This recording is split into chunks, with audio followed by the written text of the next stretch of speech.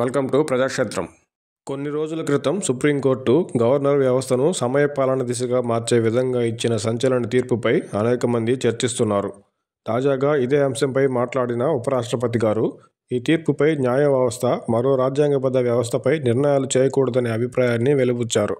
కేంద్ర ప్రభుత్వం సైతం సుప్రీంకోర్టు తీర్పుపై రివ్యూ పిటిషన్ వేయాలని నిర్ణయించింది. అయితే గవర్నర్లు, రాష్ట్రపతి గారు నిర్దిష్ట గడువులోపు బిల్లులపై నిర్ణయం చెప్పాలని తీర్పు ఇచ్చే పరిస్థితి ఇప్పుడే ఎందుకు వచ్చిందో ఆలోచించాలి. ఇప్పటి వరకు రాజ్యాంగబద్ధ హోదాలో అత్యంత ప్రతిష్ట కలిగిన గవర్నర్ల వ్యవస్థ, రాష్ట్ర ప్రభుత్వ పెద్దగా ఉండే గవర్నర్లు బిల్లుల విషయంలో తీసుకునే నిర్ణయాలకు నిర్దిష్ట సమయాన్ని సుప్రీంకోర్టు నిర్ణయించడానికి దారితీసిన పరిస్థితులపై చర్చించాలి. ప్రజలచే రాజ్యాంగబద్ధంగా ఎన్నుకోబడిన ప్రభుత్వాలను ఇబ్బంది పెట్టేలా ప్రభుత్వం ఆమోదించిన బిల్లులపై ఏ నిర్ణయం చెప్పకుండా ఆ బిల్లులను నెలల తరబడి తమ వద్దే ఉంచుకొని తాము పెద్దగా ఉన్న ప్రభుత్వానికే ప్రతిపక్షంగా వ్యవహరించడం రాజ్యాంగబద్ధంగా వ్యవహరించినట్టు కాదు కదా.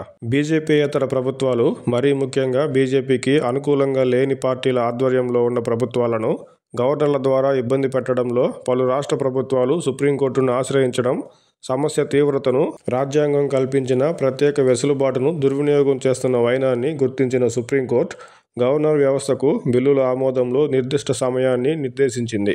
న్యాయ వ్యవస్థ మరో రాజ్యాంగబద్ధ వ్యవస్థల్లోకి జోక్యం చేసుకోకూడదని ఎలా చెప్పగలం? ఇతర వ్యవస్థలు తీసుకునే నిర్ణయాలు రాజ్యాంగానికి లోబడి ఉన్నాయా లేదా అనేది చివరకు తేలాల్సింది న్యాయస్థానాల్లోనే కదా.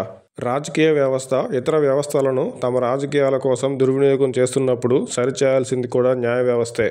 మితిమీరిన రాజకీయ జోక్యంతో రాజ్యాంగ వ్యవస్థలు రాజ్యాంగ స్ఫూర్తికి విరుద్ధంగా వ్యవహరిస్తున్న తరుణంలో మరో రాజ్యాంగబద్ధ వ్యవస్థ అయిన న్యాయ వ్యవస్థ ఇతర వ్యవస్థల్ని తిరిగి సంస్కరించే పని చేయడంపై ప్రజలు మాత్రం హర్షం వ్యక్తం చేస్తున్నారు.